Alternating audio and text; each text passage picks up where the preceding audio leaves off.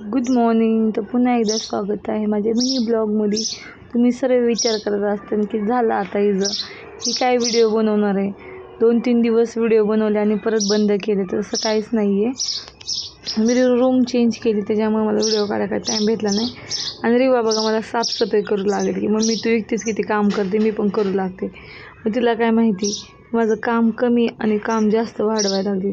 तोपर्यंत काय इथं चपात्या करत होते, तोपर्यंत बघायला तर काय मुलगी गेली पाण्यामध्ये. तिला एवढं मुश्किल झालेलं, असे पाय आल्यात ना, कशालाही धरून ती बाहेर यायला लागली. तिला असं वाटतं की मम्मी मला घरात बसायचं नाही. मग तिला परत मी घरात घेऊन गेले आणि झोपी घातलं. तिला झोपी घालून आपलं घराला घेतलं. घरचे कामं, कपडे भांडे करायला गेलं की आला मॅडमचा आवाज.